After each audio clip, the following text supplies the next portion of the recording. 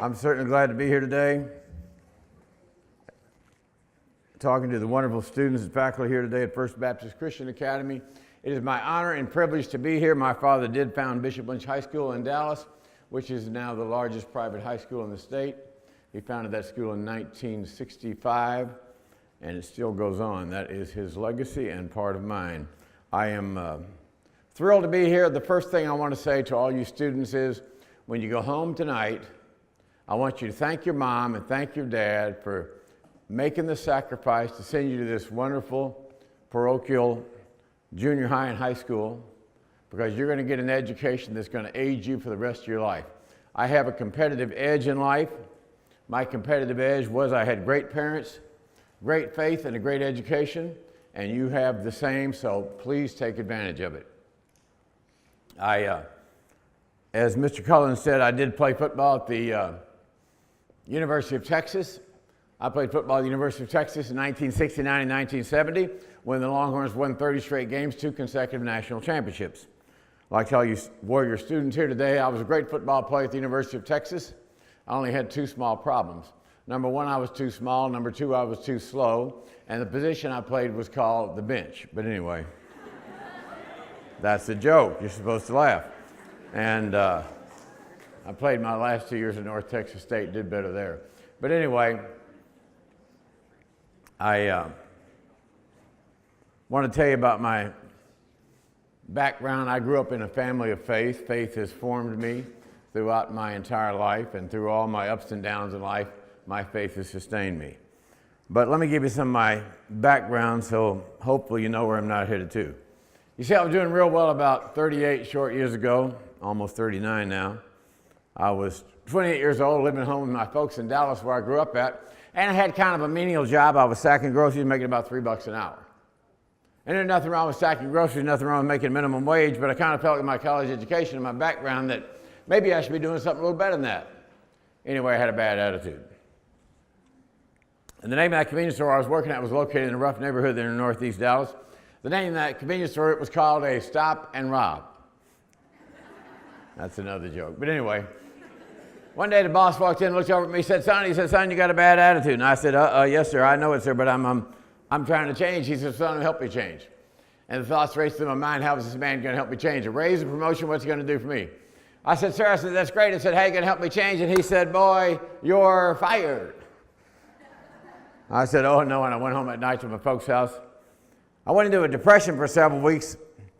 I felt sorry for myself. I felt like I was entitled to have a nice home, nice car, nice job without really having to work for it.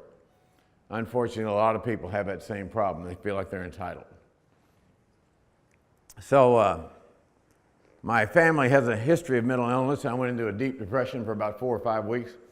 Woke up kind of early one Sunday morning. I stumbled in my folks' house where the television was. I turned the television on, and there was a religious program on that Sunday morning. And I went to church every Sunday, so I really wasn't looking for religion out of the television, but the preacher was preaching a message, so I decided I'd watch for a while. I turned the television on, and lo and behold, there he was, looking me right in the eye. His name was Oral Roberts. I'd like to tell you, ladies and gentlemen, students here today, that a miracle happened that Sunday morning. You see, the miracle was that Sunday morning, Oral Roberts was not asking for any money. You got to be as old as I am to get that joke, but anyway. But he was preaching a message, and the message was that the greatest challenge that we all have from our Creator is to use our talents. He looked at me and he said, "You know, there's a lot of you out there in television land today that are throwing your lives away." He said, "You're wallowing in the throes of self-pity." He said, "You feel sorry for yourself. You feel like the world owes you a favor." He said, "Let me tell you something. The world doesn't owe you a favor. You owe the world a favor." He said, "Get up, go to work, and make something out of your life." He said, "Get up, go to work, and make something out of your life." And that was a seminal event in my life. I remember it like it was yesterday. So I decided to do that. I decided to get up, go to work, and make something out of my life. I went out the next day and I got a job at a small furniture store located there in Dallas, and the problem was it was 40 miles from my parents' house, and I had no car. Well, I learned that in business and life, you do what you have to do, and you don't pay the price, you enjoy the price. So I got up at 6 o'clock in the morning, rode the bus 2 hours out there to that furniture store and 2 hours back. But I began to read some books like Think and Grow Rich by Napoleon Hill and The Magic of Believing by Claude Bristol, and I began to reprogram my stinking thinking and have a better attitude toward life. After about 18 months of being there at that furniture store, I began to dream of maybe having my own location. However, I didn't want to open a furniture store up there in Dallas, compete with my boss, my mentor. He'd been very good to me, so I asked him in late 1980 where he'd be a good place to start a furniture store. Somewhere in Texas other than Dallas. He said, "Kid, I understand Houston's a boomtown, try Houston." My beloved brother George was down here in the real estate business then, and I told him to try to find me a location, and about a month later he called me back and got me a location. I went out to dinner that night with my little girlfriend. Her name was Linda. She'd been with through all my ups and downs. She got in the car that night, and I was all excited. I said, "Linda, I got great news for you." She said, "What's that, Mac?" I said, "We're going to move to Houston. We're going to get in the furniture business." She said, "There ain't no way." And I said, "Linda, you understand something? You don't understand something. We're going to move to Houston, get in the furniture business. We might be successful. We might make some money." She said, "Look, Mac, you don't understand something." She said, "All my friends live here in Dallas. Went to school here. I've got a good job.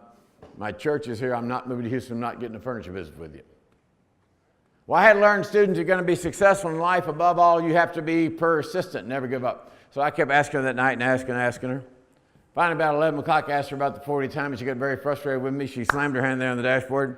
She said, "I'll tell you what, Max," she said, "I'll move to Houston. I'll get in the furniture business with you. But you're going to have to marry me first."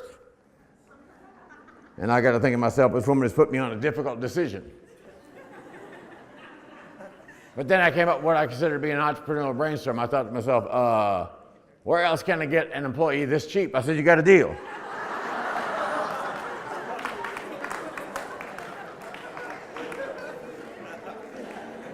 The crowd is warming up. So we moved to Houston in April 1981. We only had $5,000. And all of her friends and all of her relatives said we'd never make it. We had no money, which was true. Had no banking sources to get a loan from, which was true.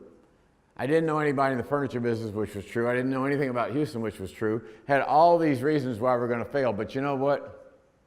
We had two things that'll get you anywhere you want to go, and that was called faith and desire. We had faith in God that we could make it and He would help us. We had desire that we weren't going to give up. And here I am 36 years later. The business is still open. We have 3 locations, a big internet site, and we've been fairly successful. My faith has sustained me through the darkest hours and through the brightest hours. I never give up. So that's my story. Story of faith, a story of persistence, a story of a wonderful family who backed me up, a story of wonderful parents, and a story of wonderful education gave me a great competitive edge. I thought today as I was here, I would tell you some stories about people who persisted in life and their faith and their belief and their never give up attitude got them to be successful. I have a child, her name is Elizabeth. When she was 13 years old, she was diagnosed with obsessive compulsive disorder, Howard Hughes disease. And this is a real serious mental illness.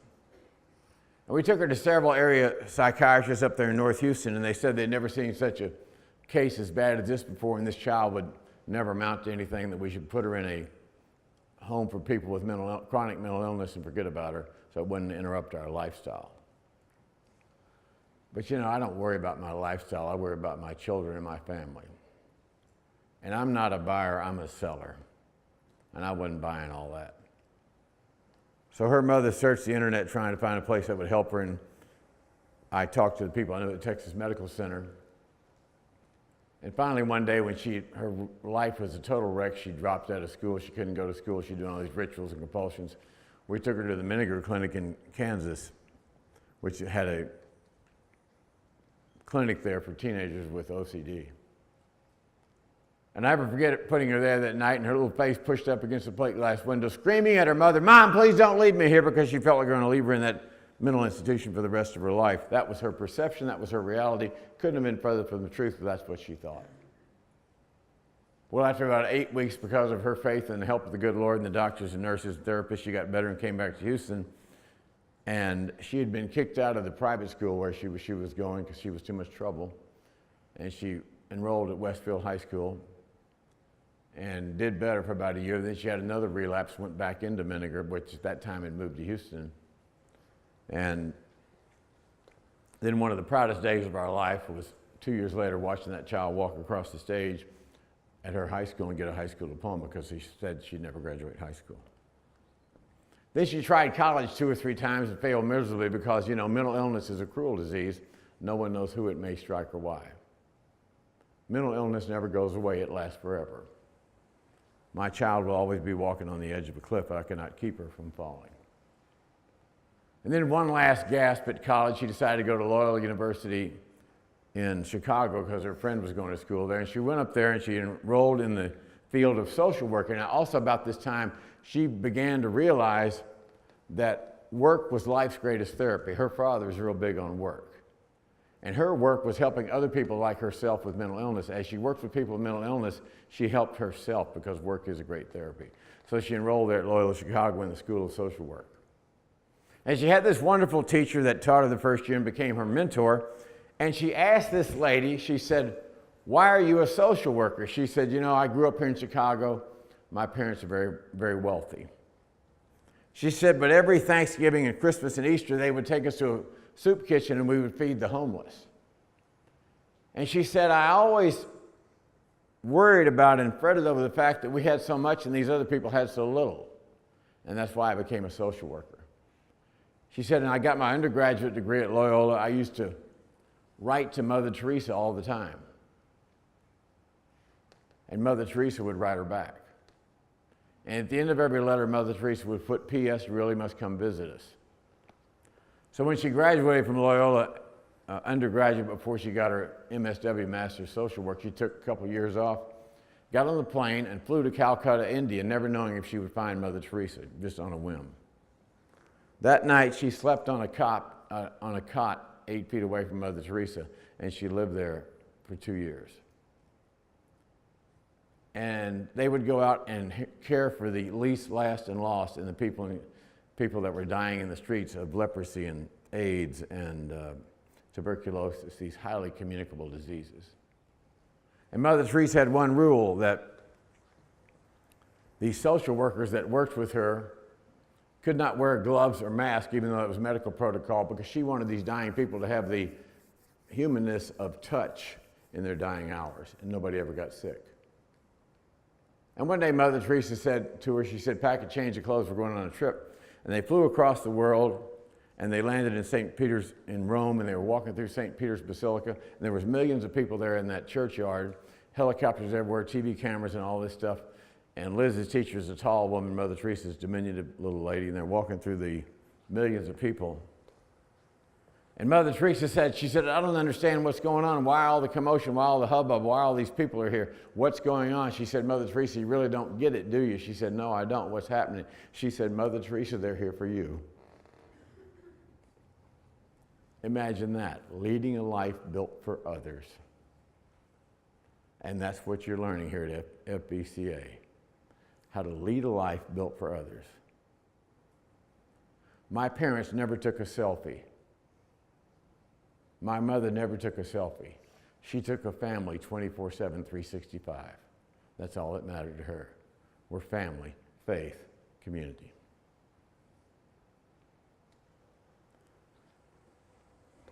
I know a lady named Yvonne Strait.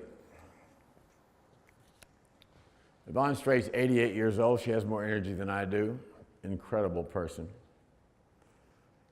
I think about 55 years ago, she had a child who was 5 years old, had severe Down syndrome, and back then the life expectancy of a child with Down syndrome was 12 years old.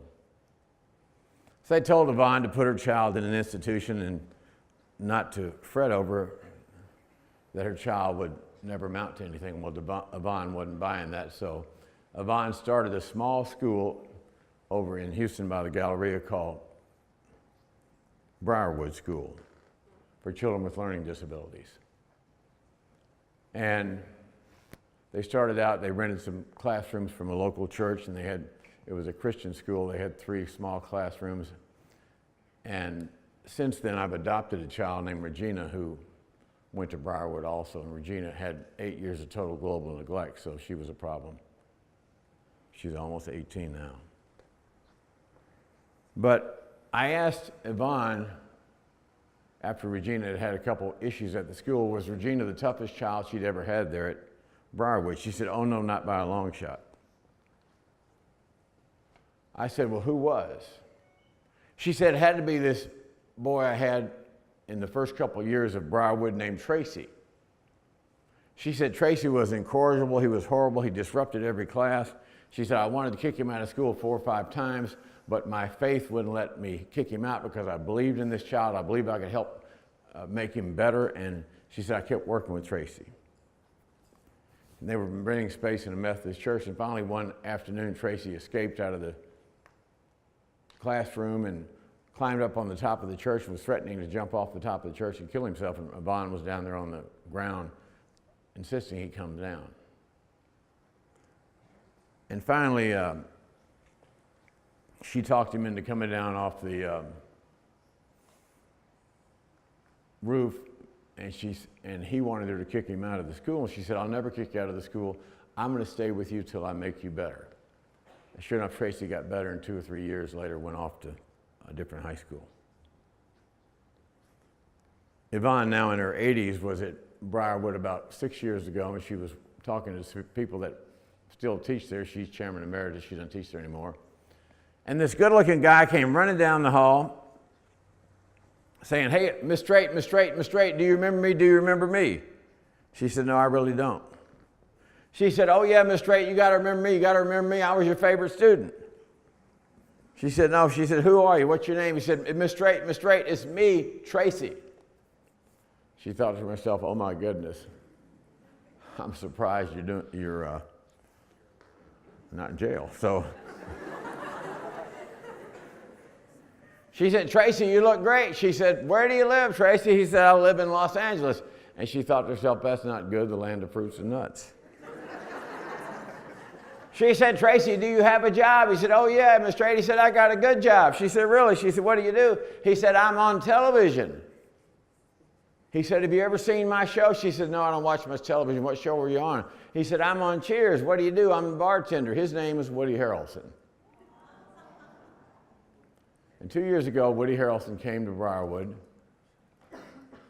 and he spent 4 hours there with the children, and he gave a lecture like this to the whole school. And one of the children asked him what the favorite role he ever played as an actor. He said, my favorite role I ever played is being ongoing, being a father to my 4 children.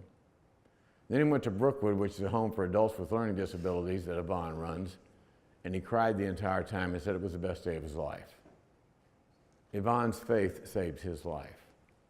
Yvonne's faith made this guy a good person. You got to keep the faith in good times and bad.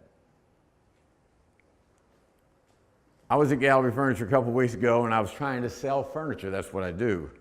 So do invite your parents out. But anyway, a salesman's always got to sell. This young man came in, and his name was Elandon Roberts. And he had just got back from the Super Bowl. I said, really, did you watch the Super Bowl? It was a good game. He said, no, I played in the Super Bowl. Elandon Roberts is the starting middle linebacker for the New England Patriots. He went to Port Arthur Jefferson High School. And he was lucky enough to have a wonderful father who was a military guy and really believed in structure and education and faith. And he had a wonderful mother who believed in faith and education. And Elandon got a great education. And when he was a sophomore and junior at Port Arthur Jefferson High School, he wasn't a starter on the football team. Then he was a starter when his senior year, and he did well, but he didn't get any college scholarships offers, and several of his uncles had played in the NFL, so he wanted to be an NFL player, but it didn't look like there was much chance of that. But he said, my faith sustained me, and I kept working, I kept working, I kept working. He said, I knew that through adversity comes treasure. He said, I knew that through adversity comes treasure. I treasure, he said, I cherish adversity. I'd never heard that before in my 67 years of my short life. And so he played as a senior, and he got a small college scholarship to a little Division I school in Maryland. He did well there the first year. And then the football coach got fired, and when they do that, you can go to any other school you want. So he transferred to the University of Houston to be closer to home. During his sophomore and junior years at the University of Houston, he played 5 snaps. Same story, adversity. Other people would say they're not being fair to me, they're picking on me, I quit. He said, through adversity comes treasure. Senior year, a new coach came in, Tom Herman. He had a great year senior year, and they all told him he was going to be top round draft choice, get to go to the Senior Bowl, the Combine, and all that. Well, the Senior Bowl came, they didn't pick him to go to the Senior Bowl. He wasn't invited to the Combine. More adversity. He treasured the adversity. He worked out at the University of Houston with these pro football scouts, and he's sitting in his home one day on the draft with his family. If you can imagine all that pressure. First round goes by, nobody picks him. Second, third, fourth, fifth, sixth round, the phone rings, strange area code. He picks up the phone, and the other guy on the other end of the phone says, "Hi, I'm Bill Belichick. We just drafted you as the New England Patriots." So he goes up to New England last year trying to make the team, and he made the team. But the first game, he didn't get to suit out because only 47 players out of the 53 that make the team get to suit out. And he went up there and he asked the coach, "Coach, what do I got to do to get better? What do I got to do to get better?" And he started playing, and he played last year as a whole lot, and he played in the Super Bowl last year in Houston when they won. This year, this guy who had no chance from Port Arthur Jefferson High School was a starting middle linebacker of the New England Patriots. He called all the plays. He told the players where to line up, the linemen, the linebackers, the people behind him, and was incredible. He said the thing that sustained him more than anything else was his faith. He said he would get on his knees and pray to God every day to help sustain him, and he looked for that adversity because adversity came treasure. And that's my message today. Adversity brings treasure. Keep the faith no matter how dark it is. And I'll finish with one of my favorite stories. After Hurricane Harvey, I've been invited to do many, many speeches. And I did a speech the other day at the DeBakey VA Hospital in the Texas Medical Center. Michael DeBakey is one of my all-time heroes. He invented open heart surgery, heart transplants, all that. He changed the world. Dr. DeBakey led a life built for others. He was scheduled to do a heart surgery with my friend Bud Frazier on his 100th birthday. Dr. DeBakey died when he was 99 years and 10 months old. Up to the day he died, he taught at the Baylor College of Medicine. So I'm there at this place, and there's Dr. DeBakey's picture there, and just an amazing place. And this was for the 4 chaplains. They gave me the 4 chaplains award, but I didn't deserve, but it was a nice award. Here's the story. It was the evening of February 2, 1943. And the U.S. Army transport Dorchester was crowded to capacity, carrying 902 servicemen, merchant seamen, and civilian workers. Once a luxury coastal liner, the 5,649-ton vessel had been converted into an Army transport ship. The Dorchester, one of 3 ships in the SG-19 convoy, was moving steadily across the icy waters from Newfoundland toward an American base in Greenland. SG-19 was escorted by Coast Guard cutters Tampa, Escanaba, and Comanche. Hans Danielson, the ship's captain, was concerned and cautious. Earlier, the Tampa had detected a submarine with its sonar. Danielson knew he was in dangerous waters even before he got the alarming information. German U-boats were constantly prowling these vital sea lanes, and several ships had already been blasted and sunk. The Dorchester was now only 150 miles from destination. But the captain ordered the men to sleep in their clothing and keep life jackets on because it was in such dangerous waters. Many soldiers sleeping deep in the ship's hold disregarded the order because of the engine's heat. Others ignored it because the life jackets were terribly uncomfortable. On February 3rd at 12:55 a.m., just after midnight, the periscope broke through the chilly Atlantic waters. Through the crosshairs, an officer aboard the German submarine U-223 spotted the Dorchester. The U-223 approached the convoy on the surface, and after identifying and targeting the ship, gave orders to fire the torpedoes. A fan of 3 were fired. The one that hit was decisive and deadly, striking the starboard side of the Dorchester amidship far below the waterline. Captain Danielson, alerted that the Dorchester was taking water rapidly and sinking, gave the order to abandon ship. In less than 20 minutes, the Dorchester would slip beneath the Atlantic's icy waters. Tragically, the hit had knocked out power and radio contact with the 3 escort ships. The CGC Comanche, however, saw the flash of the explosion. It responded and rescued 97 survivors. The Ensenada circled the Dorchester, rescuing an additional 132 survivors. The 3rd, Tampa, continued on, escorting the 2 remaining ships. Above the Dorchester, panic and chaos set in. The blast had killed scores of men, and many more were seriously wounded. Others, stunned by the explosion, were groping in darkness. Those sleeping without clothing rushed topside, where they were confronted first by a blast of icy Arctic air, and then by the knowledge that death awaited. Men jumped from the ship into lifeboats, overcrowding them to the point of capsizing. According to eyewitnesses, other rafts tossed into the Atlantic drifted away before the soldiers could get in. Through the pandemonium, according to those present, 4 Army chaplains brought hope and despair and light and darkness. They brought hope and despair and light and darkness. Those chaplains were Lieutenant George L. Fox, Methodist; Lieutenant Alexander D. Good, Jewish; Lieutenant John P. Washington, Roman Catholic; Lieutenant Clark Poling, Dutch Reformed. Quickly and quietly, the 4 chaplains spread out among the soldiers. They tried to calm the frightened, tend the wounded, and guide the disoriented toward safety. Witnesses of that terrible night remember having the 4 men offer prayers for the dying and encouragement to those who would live, said Wyatt Fox, son of Reverend Fox. One witness, Private William B.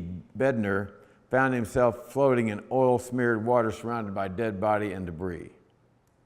I could hear men crying, pleading, praying, Bednar recalls. I could also hear the chaplains preaching courage. Their voices were the only thing that kept me going, preaching courage. Another sailor, Petty Officer John Mahoney, tried to re-enter his cabin, but Rabbi Good stopped him.